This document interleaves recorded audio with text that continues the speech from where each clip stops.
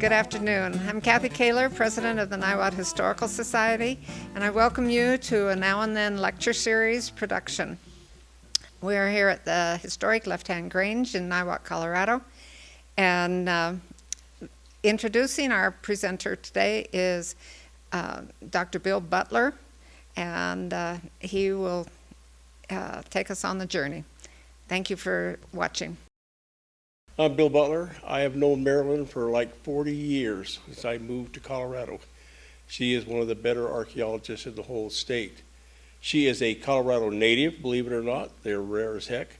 From Alamosa, took her degree at Adams State, and then took her master's degree at Colorado State University.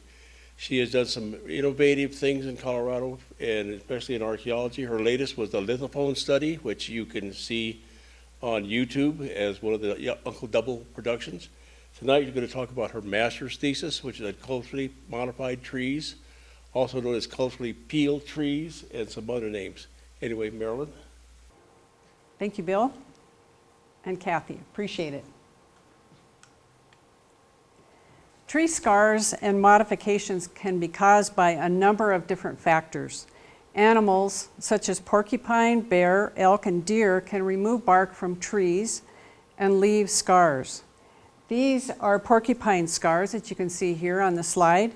They're usually patchy in shape and are found just above the ground or just above branches where the porcupine sat.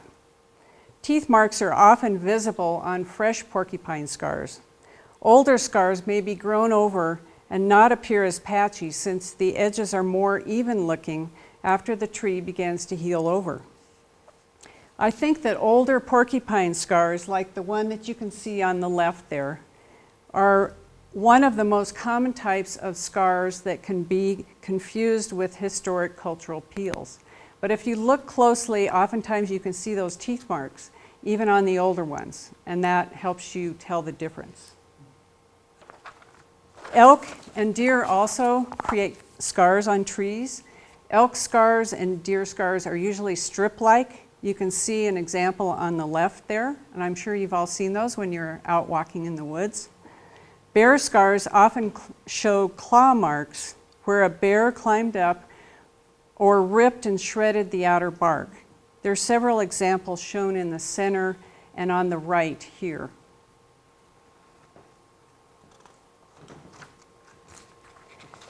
Fires can also scar trees. Usually fires, a ground fire, leaves an upside down V-shape scar at the base of a tree, and many times those scars are fire blackened. You can see examples here on a small tree in the center and also two larger trees on either side. The scars on culturally modified trees are often fire blackened due to the pitch on the surface of a peeled or scarred area that's vulnerable to ground fires. But a culturally modified tree scar shape is different than a normal fire scar. Lightning can also create scars on trees, and they're usually linear. Sometimes lightning creates intermittent scars down a tree from the top or a high limb. The lightning scar is sometimes burned, and the outer bark is often curled on the edges.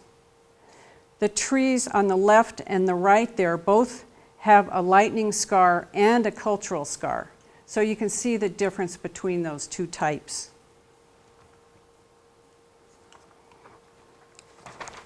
Other scars on trees can be caused by one tree falling against another. You can see the photo on the left where it's created a scar when one big tree hit the side of a tree. And on the right are what I call vehicle scars. They're often found next to roads where cars or heavy machinery have run into trees and stripped off the outer bark. You can see the example on the right there. That's actually in Longmont, and I saw the car hit that tree. All of these types of scars are different than scars and modifications on culturally modified trees, or what we call CMTs for short. CMTs are living or dead trees that exhibit peels, axe cuts, delimbing, wood removal, and other cultural modifications. There are three basic categories of CMTs based on the type and the purpose of the modification. First, there's alteration or scarring as a result of procurement activities. For example, extraction of sap or pitch, collection of the outer or the inner bark, or acquisition of wood products from the tree trunk. And second, intentional modifications. So that could include things like pruning or delimbing of trees. And third, marking or otherwise distinguishing or altering trees for cultural purposes.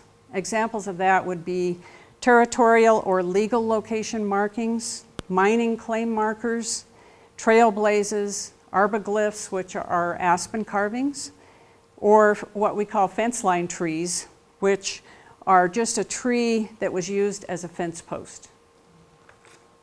CMT research in Colorado began in the 1970s.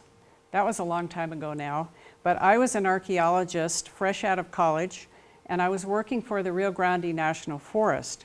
And I started noticing these large scars on ponderosa pine that didn't appear to be from natural causes. And when you're in the San Luis Valley, you always say everything is probably a UFO-caused scar.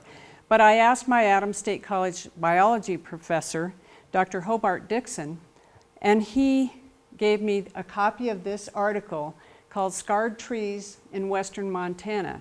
And it was written in 1954 by a guy named Thane White.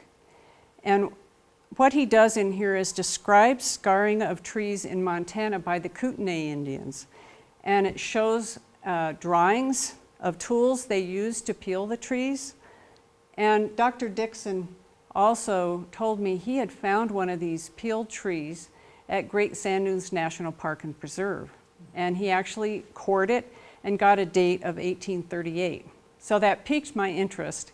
And I started seeing these trees all over the San Luis Valley.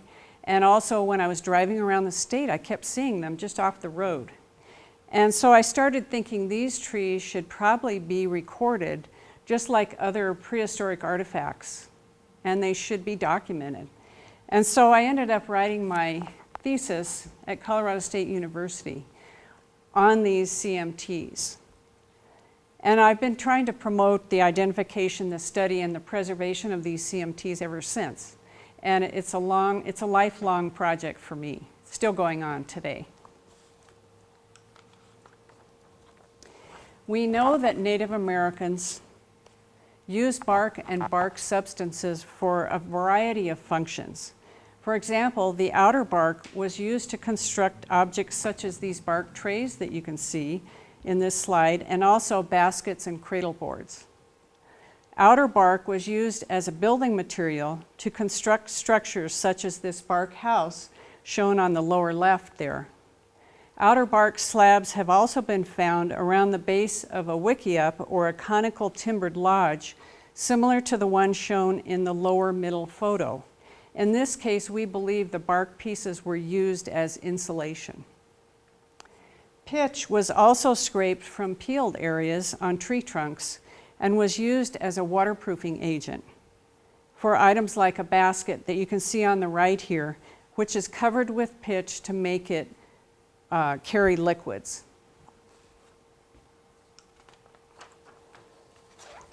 Resin and pitch from trees was also used for adhesives and to glue items such as this arrow point that you can see on the left there to the wooden foreshaft. The inner bark itself is composed of a thin layer of cells which carries the food reserves manufactured by the tree. It's located just underneath the outer bark, and it's visible here on the loosened strip on the right side of the tree in the photo on the right there. The inner bark was used by Native Americans as a food source, both as an emergency or starvation food, and also as a seasonal delicacy or sweet. The inner bark was also utilized for medicinal purposes. For example, a tea was made for stomach disorders, and the inner bark was also used as a poultice for wounds. So how were trees peeled? In 1980, I was lucky the Rio Grande National Forest allowed me to test peel several ponderosa pine trees that were going to be cut down during a timber sale. The next few slides show that peeling replication. According to Native American informants in the early 1900s, the cultural tree peeling process to obtain inner bark for food took place as follows. First of all, a tree was selected.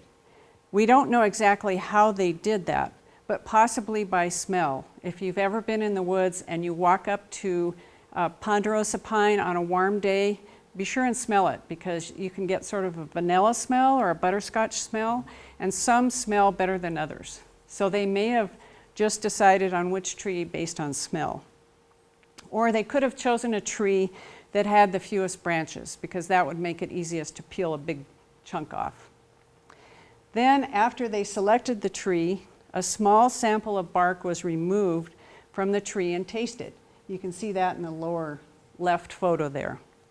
If it was determined acceptable, an area was selected for removing a large section of bark, and a horizontal cut was made into the tree with an axe or another sharp tool. And you can see that on number 3 there. And what I did during this replication, I used an axe, a metal hatchet, and then I also just used a rock that I found in the area that was sort of sharp, and I tried using that, and it worked as well. So following the Kootenai Indian descriptions from that 1954 report, a sharpened branch or pole called a debarking stick was used to loosen and pry the outer bark from the tree trunk. The middle photo there shows how the loosened bark looks before being removed from the tree. And on the right is a completed peeled tree showing 2 sizes of debarking sticks. And I actually brought those with me today.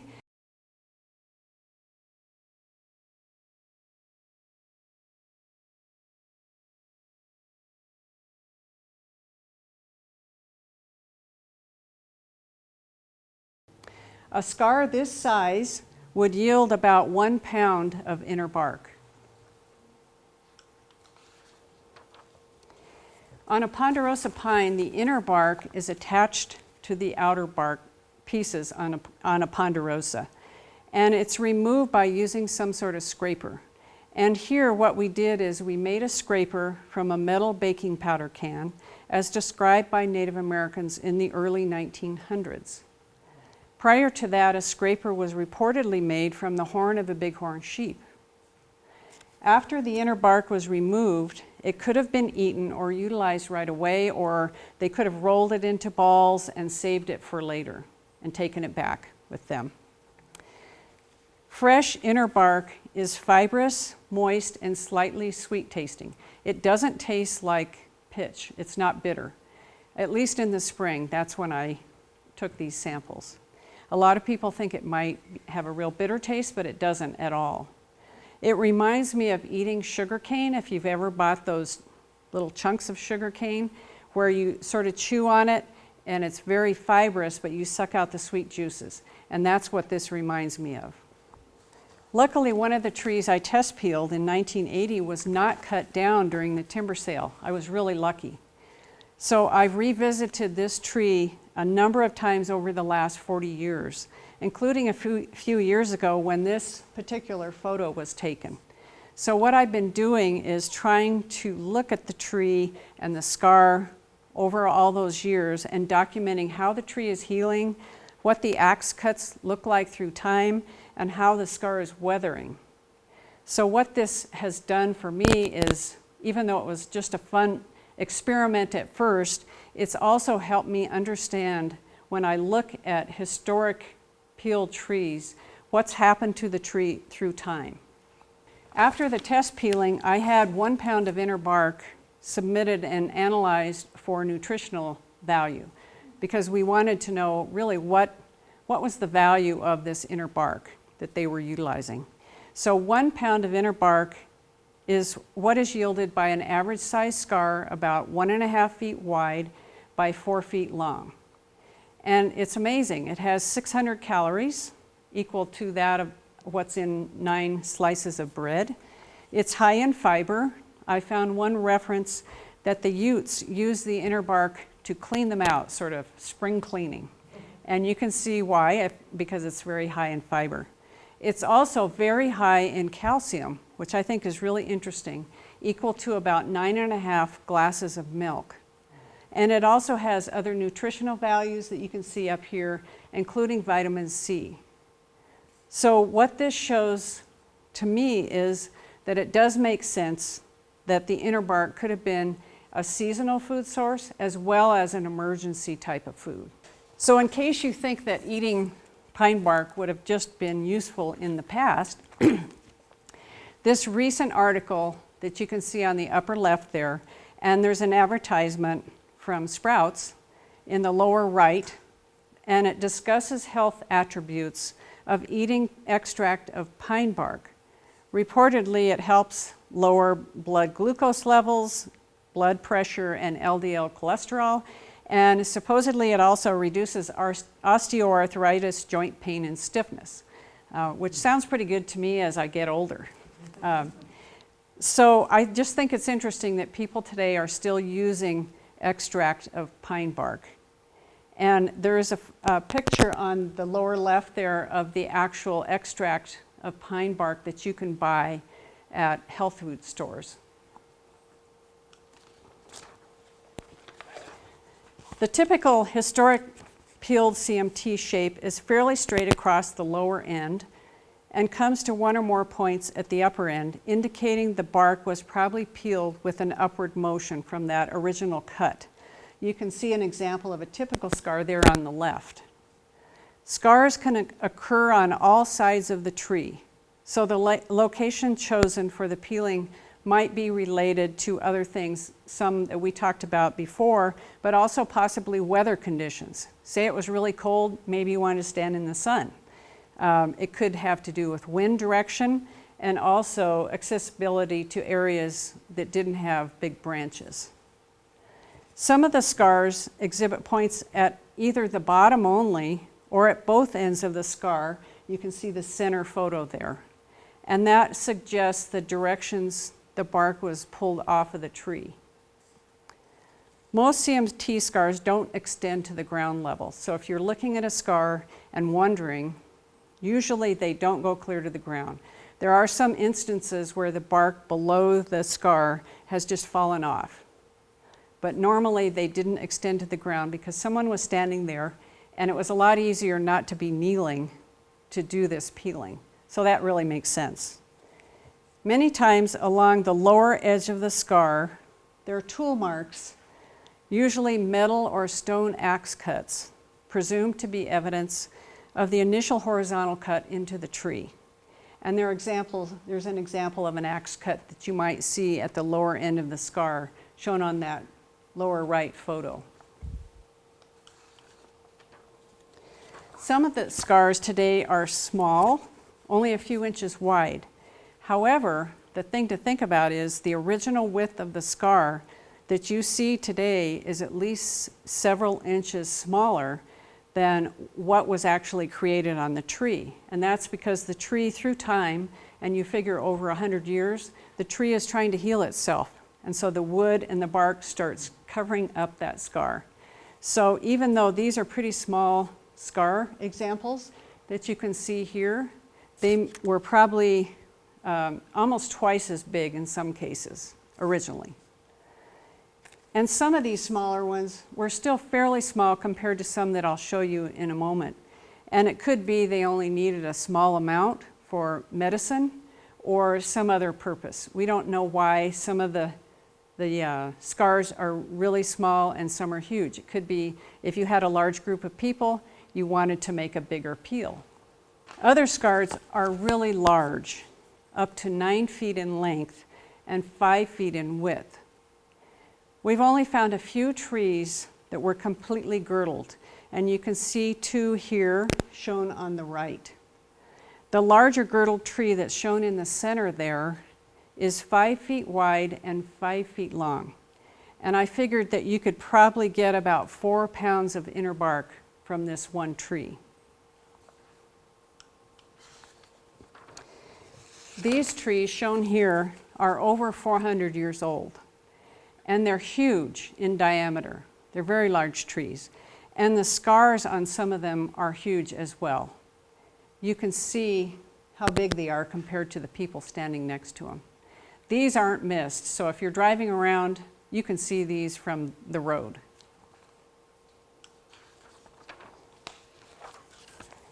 One thing to keep in mind is that the small and large diameter trees can actually be the same ages, depending on site conditions where the tree is located. In other words, the slope and available water.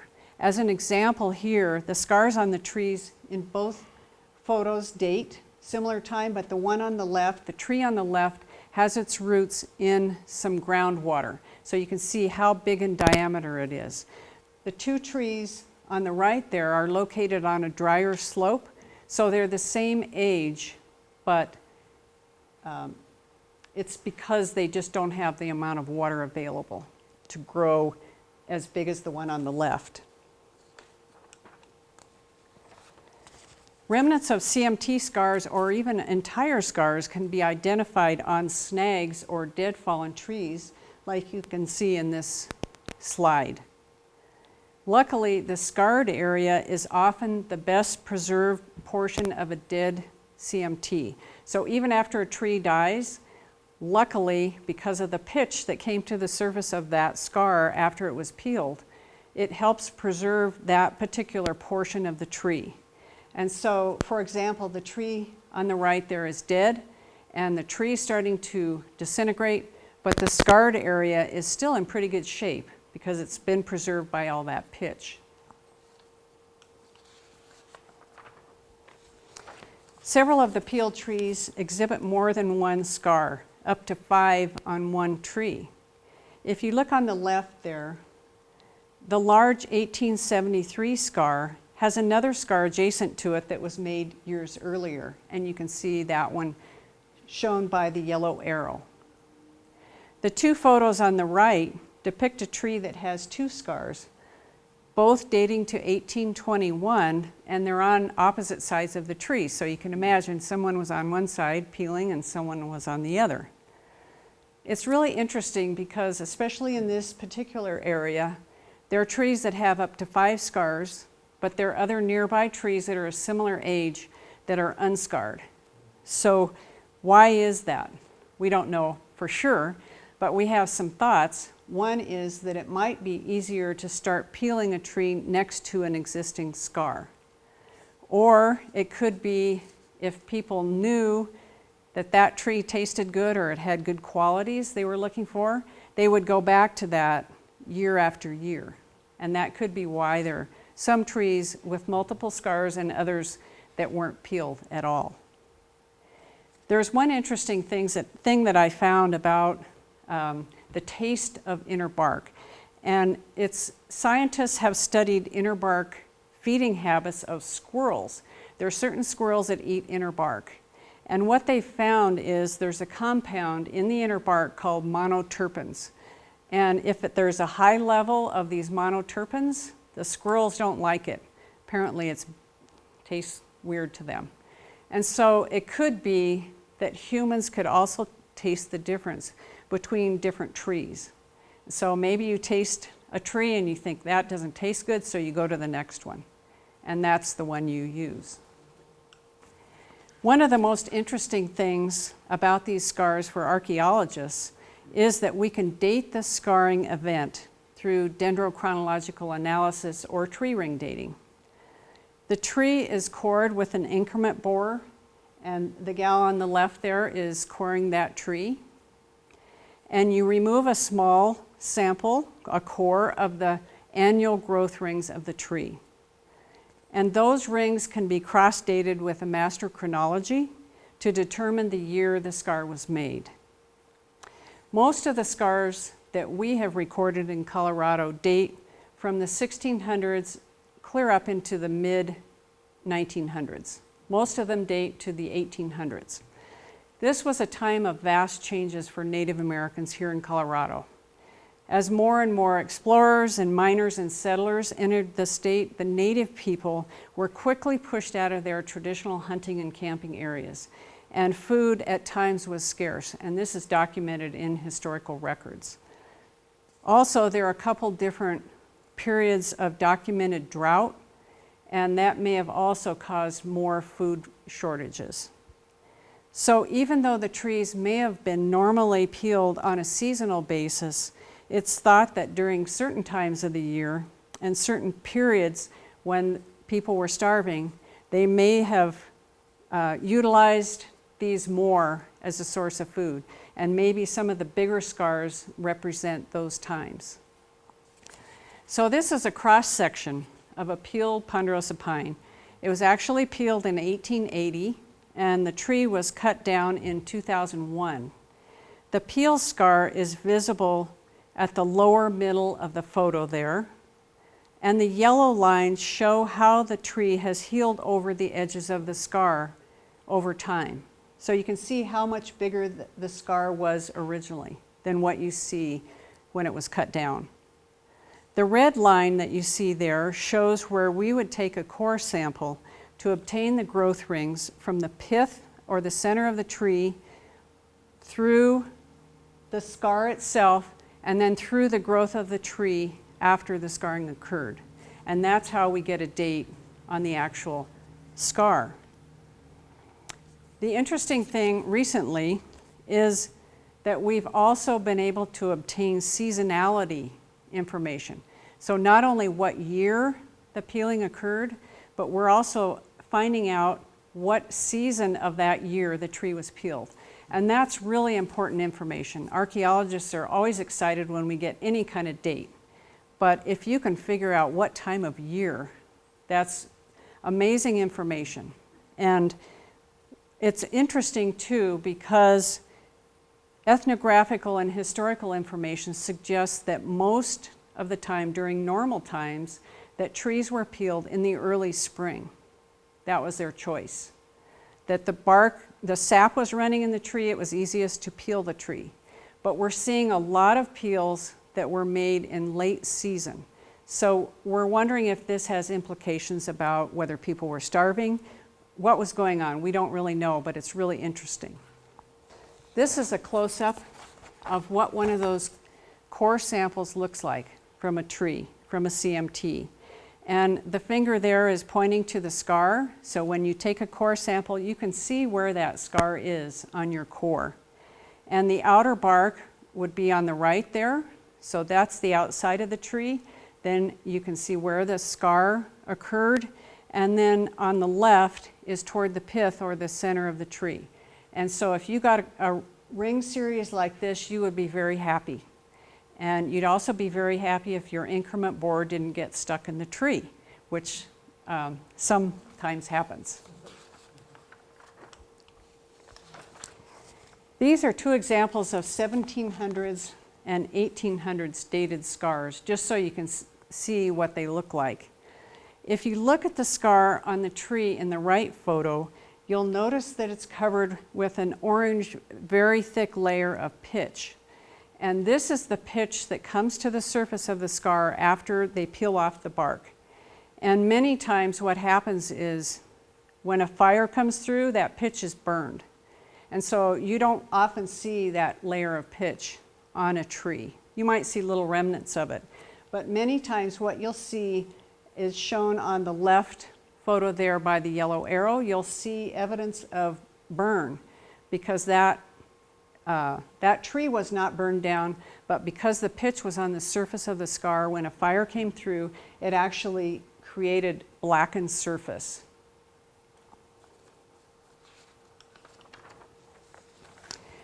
When CMT research first began in Colorado, we assumed that ponderosa pine were the only tree species that were peeled.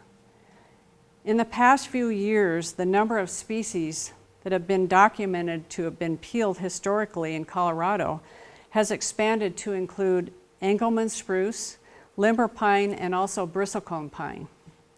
With these additional tree species, we've also greatly expanded the geographical extent of where people went and peeled trees. For example, these bristlecone pine CMTs are located within the Windy Ridge Bristlecone Pine Scenic Area near Alma, Colorado.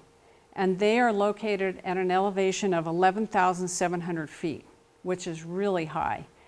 Timberline is just above where these trees are located.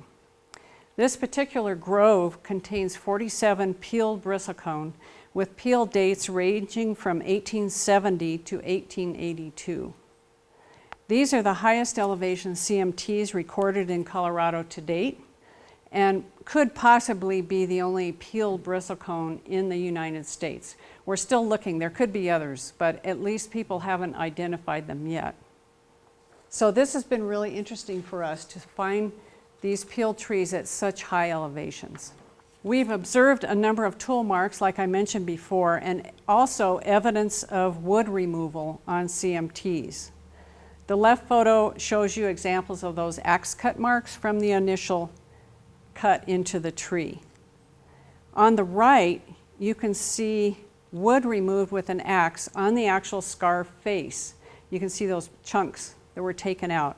And what we're assuming is that people removed those pieces of wood because they were very pitchy. Again, you know, that pitch was on the surface, somebody wanted to start a fire, so what are you going to get?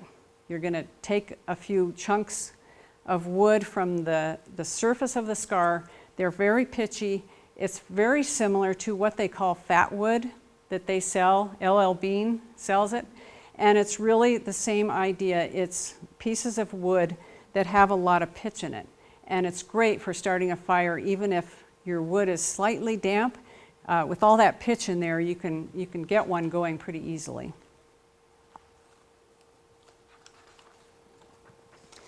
A number of the CMTs show large slabs of wood were removed from the scar face. So in addition to just removing the outer bark, they were also taking pieces of wood off of the tree trunk. These are just a few examples of where slabs of wood were removed. The one in the center has been called a cradleboard tree, and it's located at Florissant Fossil Beds. And that was a story that kind of got handed down, that piece of wood that was taken off was used for a cradleboard. In some cases, like the left photo, the wood slab was intentionally shaped on one end before being pried off the tree. And we have some ideas on why they may have done that. This CMT shown on the left had a number of slabs of wood removed from the surface, so pried off the trunk. And it also shows horizontal tool marks that you can see shown by those yellow arrows on the right. And we've just started to identify these marks, these horizontal marks on the trees. And what they are is they're actually the result of wedges used by the peelers to assist in prying off the slabs of wood. And so they used, probably it was just another piece of wood, and they would hammer that in there and it'd help pry the pieces of wood off the trunk. These are pretty subtle and we're just starting to identify them. But it's pretty exciting because it gives us information about how people were removing wood and what tools they were using.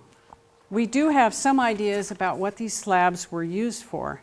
The tree on the left has had multiple slabs of wood removed from the scar face. And what's interesting is these are very similar in length, width, and thickness to the Ute wooden cradleboard that was found nearby at the Los Pinos Indian Agency site. The example Navajo cradleboard that you can see on the right there also may have been created in a similar manner using wooden slabs pried off of the trunk of a tree. Other possible uses of pieces of wood from CMTs include various wooden trays, pack saddle frames such as the three shown here on the right. And if you look at that photo on the left, you can see that shaped end. It looks very similar to the lower portion of those pack saddle frames. So we know people took off the wood. Other things they may have made out of pieces of wood, could have been bow staves and other wooden tools and items.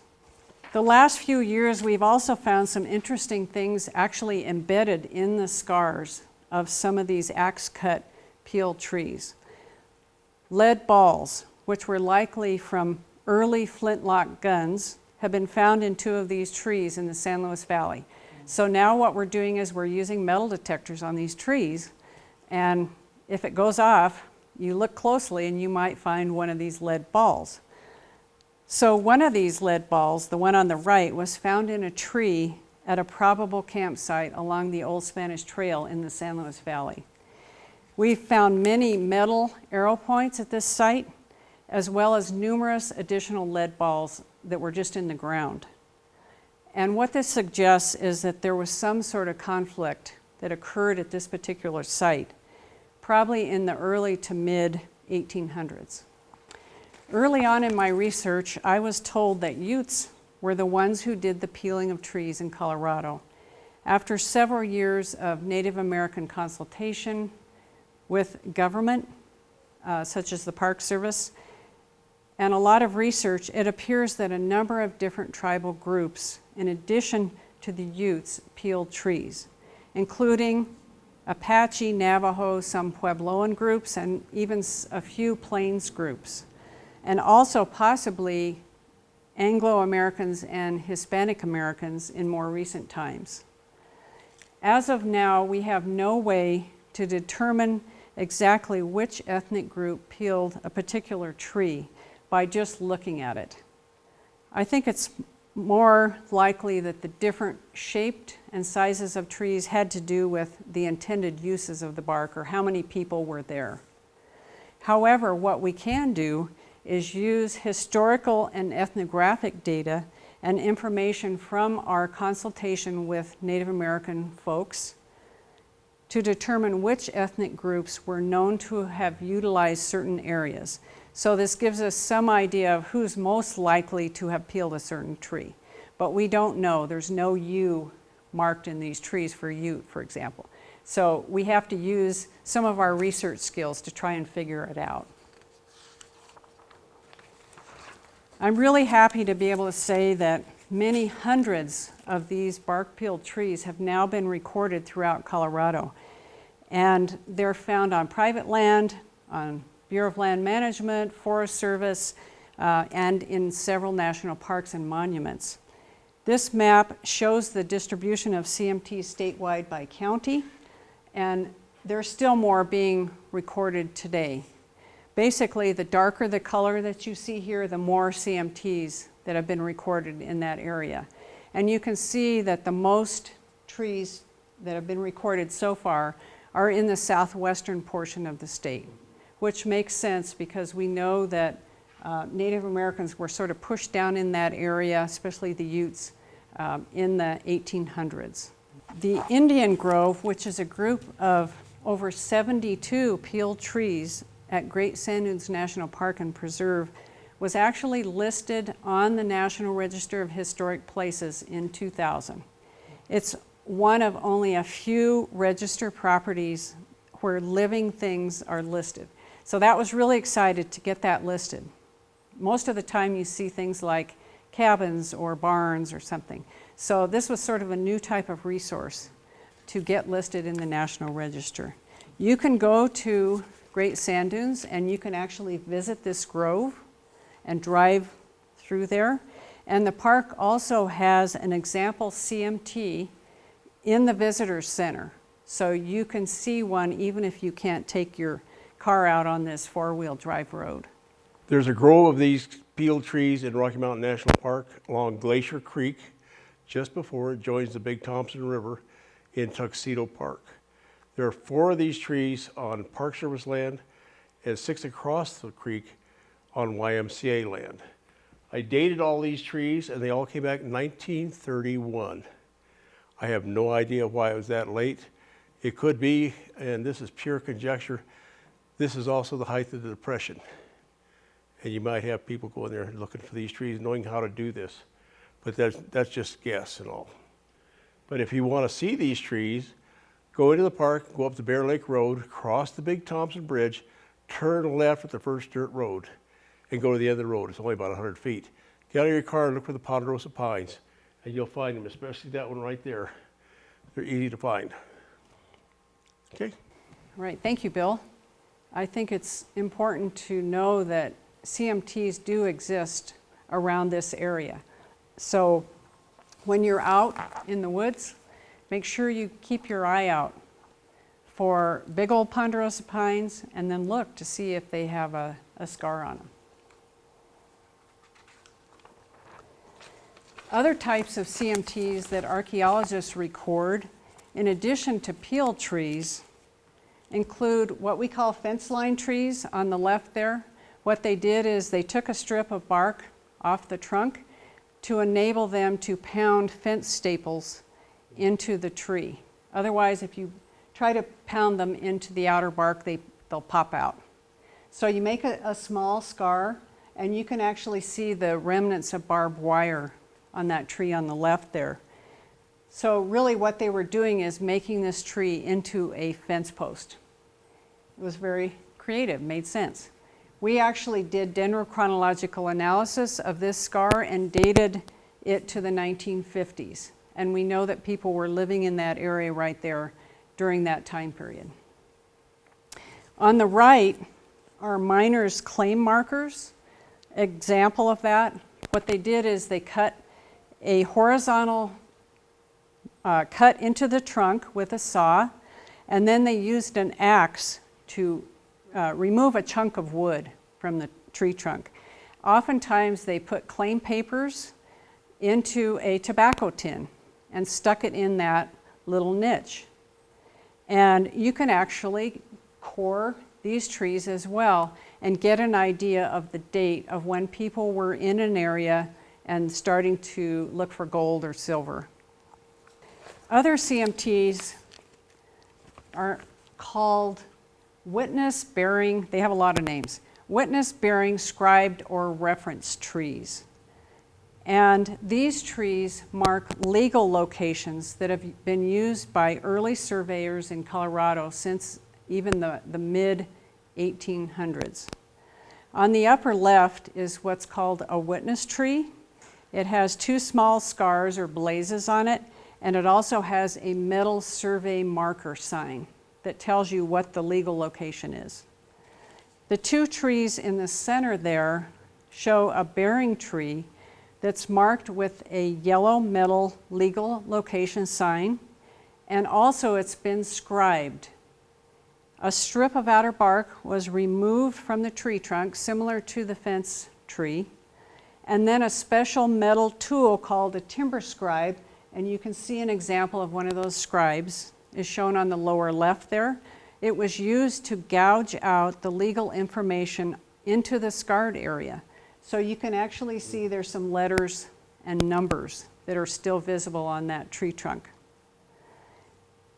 This tree is near a metal cadastral cap marker. An example of that is shown on the right there, and that marker cap actually has the legal location information on it, and it's at the actual corner of a section, for example. We believe this tree was scribed recently, possibly in the 1980s, which is pretty recent. Most of them were scribed much earlier than that.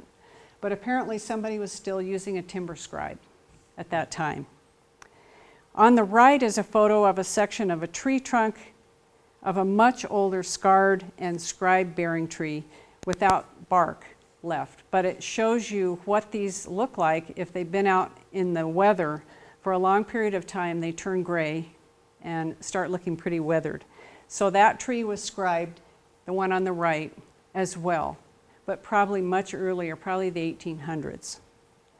These scribed trees can either be dated by looking at the old surveyor records, which are often found online, or if those records are not available, again, you can use tree ring analysis to date the scar itself. Trail blazes are also common today along trails, and I'm sure all of you have seen those. The 3 photos here show examples of trailblazes made with not an axe, but a hatchet. And sometimes you'll see just a single blaze, sometimes you'll see a double blaze, like the ones you can see here. Early trailblazes can also be dated through tree ring analysis. And this is important information because it shows us where people were going, where they were traveling during different time periods. Sometimes today you won't see a blaze, you'll see paint. They'll even spray paint a tree. You may have seen that if you cross-country ski. And sometimes they'll just put a piece of metal and attach it with a nail instead of actually blazing the tree. The lower right-hand drawing that you can see here shows instructions from a Forest Service manual about how you were supposed to place blazes on trees. So there were actual instructions how high it should be off the ground and what it should look like, how big it should be. And again, all of these can be dated using tree ring analysis. And it's important information. It gives us ideas on where people were going, what the travel routes were. I'm sure everyone has seen these arbor glyphs on aspen trees. They were primarily created by sheep herders and include human figures, animals, dates, names, and place names. These are really important resources to help us learn about how the forest was utilized by folks in more recent times, especially ethnic groups like Hispanic and Basque herders. So these are important as well, and archaeologists record these. We can get dates off the trees. We know when certain people were camping in a certain area and had their sheep in there. So again, it's something important that we record because it gives us information about historical events. The aspen trees, the difference between those and a ponderosa, aspen trees have very short lifespans, about 50 to 150 years, whereas a ponderosa can live 400 to 600 years. So an aspen tree will disintegrate and disappear, but they're still important to document so that we can know what was happening in the woods. Sometimes we find delimbed trees in historic campsites and also along trails. And we think delimbing was likely done for a number of reasons. One, to clear a corridor if you were moving livestock through an area, or to open the area so you'd have better line of sight through the trees if it was real thick. And sometimes they also delimb trees to cut the branches for other purposes like making a temporary shelter or even making a brush corral with those branches that they took off the trees. The tree on the top left there may have been delimbed in such a way to leave branch stubs as hitching posts to tie livestock. These trees are all pinyon in this area, and normally they're sort of bush-like, so it's really hard to tie something like your horse or your mule to a pinyon tree. But if you cut off some of the lower branches and get rid of all that those bushy parts, then you would have a nice hitching post. So we think that's what they were possibly doing at this particular location. This particular site that you see on the right there is that early 1800s campsite along the Old Spanish Trail. And much of the site area where we found early 1800s and even artifacts dating prior to that was all delimbed. And you can see the difference there. On the top, a normal, natural pinyon juniper forest, and then look at the bottom, what that looks like. And you can see that people obviously were doing the delimbing on purpose for probably a variety of reasons. And here's where we'll talk a little bit about these alleged Ute prayer trees. In about 2008, I started receiving emails from persons in the Colorado Springs and Florissant area, and they asked me if I was recording Ute prayer trees. And I had never heard of these at that time when I was involved in Native American consultation. Nobody had mentioned them. And so I was curious, but then when I saw some of these trees at Florissant fossil beds and around Colorado Springs, I became very suspicious because these trees look naturally bent. There's no evidence that somebody did this culturally. And many of them also look very young. And the people who were studying these trees did not want to use dendrochronology because that would give information that didn't match up with their theories. And I was also concerned that these folks were claiming they could say which ethnic group had bent a particular tree, like one of these, by just looking at it. They weren't using any evidence. They just said, this is a Ute tree. And they also said they knew the specific function just by looking at the shape. In other words, they could tell you why a certain tree had been bent just by looking at the shape. And they've applied many names to these trees, including Ute prayer trees, spirit trees, grandfather, marker, holy trees, and even vortex trees. And so it's been a very interesting phenomenon recently. In the past 10 years, these interpretations of trees, like the one shown here, claimed to have been culturally bent or Ute prayer trees, have been shared many times with the public as definite fact. But there's no evidence for that. There's no evidence in the historical record or in the ethnographic record or according to biologists and foresters and other scientists. They say these trees are natural. They're naturally bent. So it's really started to cause problems for land managers, for archaeologists, for foresters, for biologists, because people are making this up and talking about these trees as if they are significant cultural resources. When in fact, if you talk to official representatives of the Ute tribes, for example, they'll tell you that the Utes did not do this. This wasn't part of their cultural practice. So even though people are trying to claim that these are Ute, they aren't, according to official people from the tribe. So what I've been doing the last couple years is trying to find examples of what causes trees to be bent naturally. And here's where I have some examples to show you why trees can have strange looking shapes, but they weren't made that way by humans. So examples here of what causes trees to have strange, cool looking shapes, but they're naturally bent or shaped. One is phototropic responses, in other words, trees competing for light. You can see the two trees in the left photo. They aren't hugging each other, like some of the Ute prayer tree people say. They're actually competing for light, and they grew right next to each other. And so that's a natural occurrence.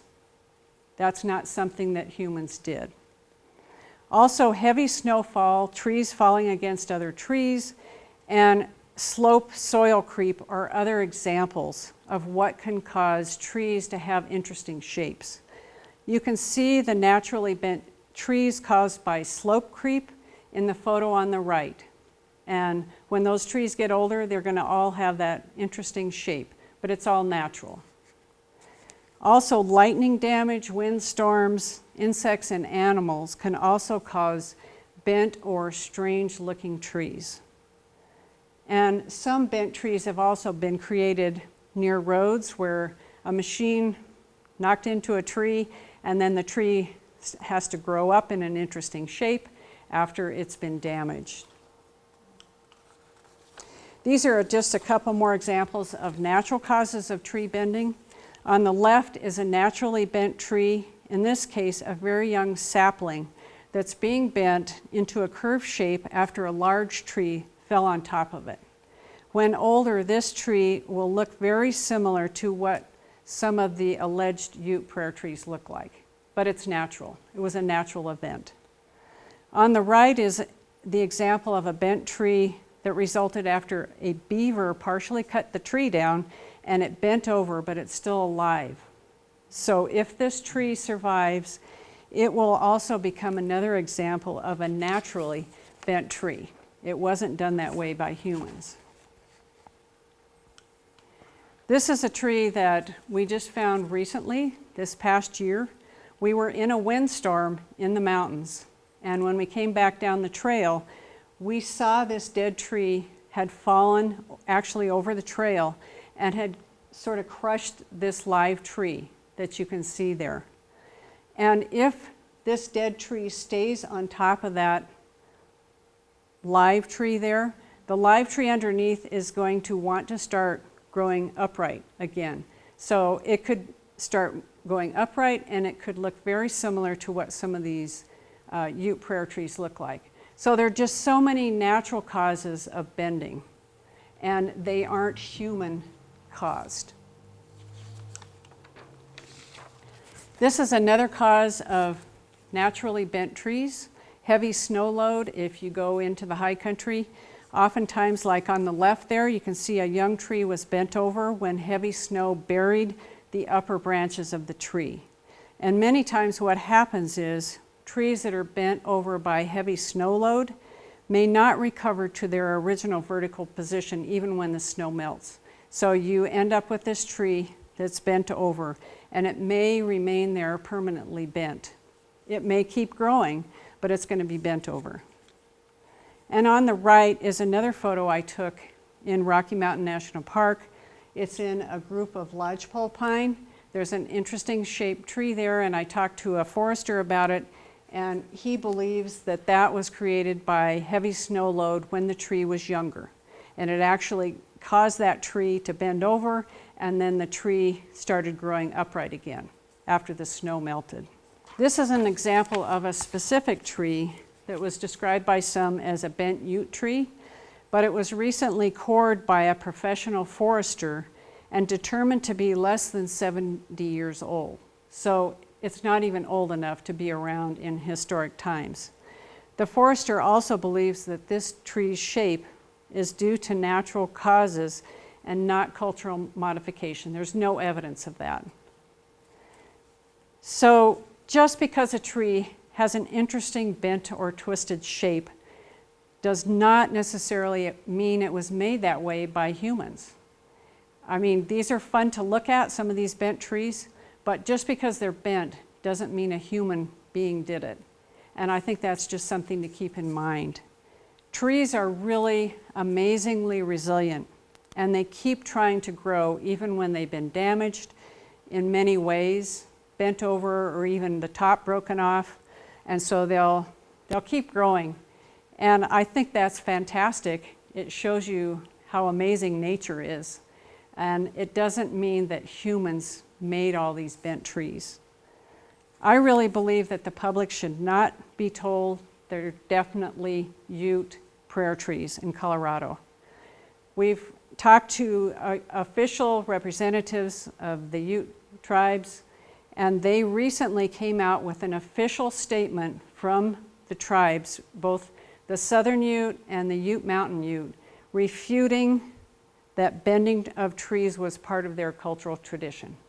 So I think we should respect that rather than listening to somebody who's making things up to make money. However, I think real CMTs are important. They're more than just living artifacts. They're part of important cultural and historical landscapes. Because our knowledge of Native American and other subsistence patterns in the late 18th and 19th centuries is limited, these trees are important for the information they can provide about diet, seasonal movement, technology, and adaptation to environmental and social stresses during the late 1600s and even clear up into the early 1900s. They can also help link living Native Americans and other early occupants to past lifeways and places. And I think this is really important. We've talked to Native Americans who commented how when they see a CMT, it helps to create a visual connection for them to a specific place in the landscape. CMTs can also help us interpret the past for the public. And we can use CMTs as a great visual example of past use of natural resources. At Great Sand Dunes National Park, the Park Service has been conducting consultation with these official representatives of the Northern Ute, the Southern Ute, Ute Mountain Ute, as well as Jicarilla Apache, and several Northern Pueblo groups, as well as other tribes such as the Navajo. And some of these official tribal representatives have shared information that we hope will help us understand these trees even more and help us learn about the trees and how they use them, and also help us determine how to protect and manage these unique resources. A large majority of the CMTs were likely created by Native Americans, so I think it's important that we listen to their voices about these trees as far as the significance, listen to their stories, and also collaborate with them as far as how to manage these resources in the future. Land managing agencies like the Forest Service and the National Park Service have several management issues to consider when dealing with culturally modified trees. These trees are a lot different than just finding a stone tool that will basically last forever. You can put it in the museum. But when you have something like a tree, it only lives a certain time period. So how do you deal with that? That's just one of the questions they're dealing with. Some of these trees are dying, they're nearing their mature years, and so dead and dying CMTs are becoming more common. Some of the trees are also susceptible to insect damage and disease. And other peeled trees have undoubtedly been cut down for lumber or removed during ground disturbing operations. You can see an example on the lower left there of a tree that was cut down during road construction. Wildfires, and especially nowadays, wildfires are a significant threat to these CMTs because they're old growth ponderosa, and a lot of these areas are where the fires exist. So managers need to figure out how can they deal with all these issues related to CMTs and try to protect them the best they can. So what does the future hold for these trees? We've come a long way since the 1970s when no one even recognized these or recorded them as cultural resources. So that's a positive thing. But unfortunately, as just mentioned, many of these trees are threatened with obliteration.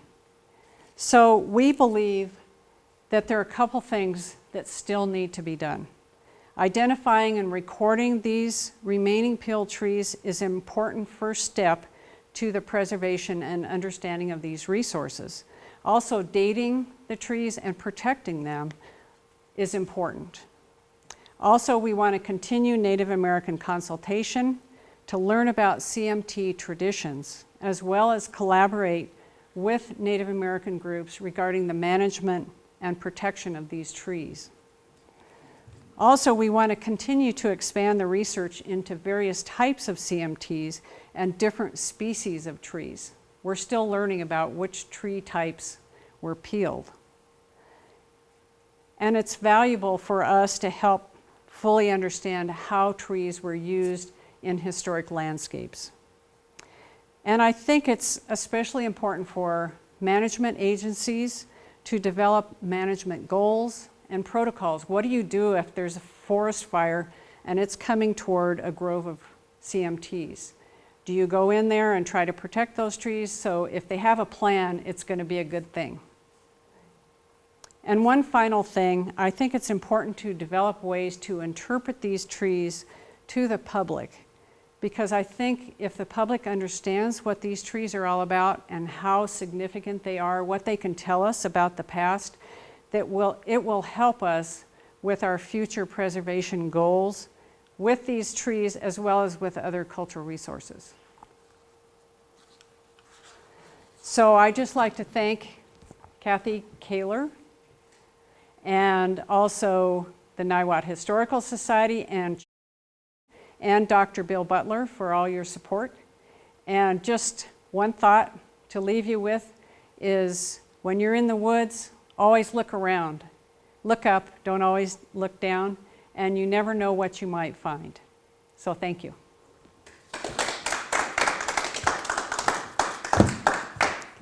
Thank you, Marilyn. That was a very interesting presentation. It's amazing how much information you've extracted from these forests.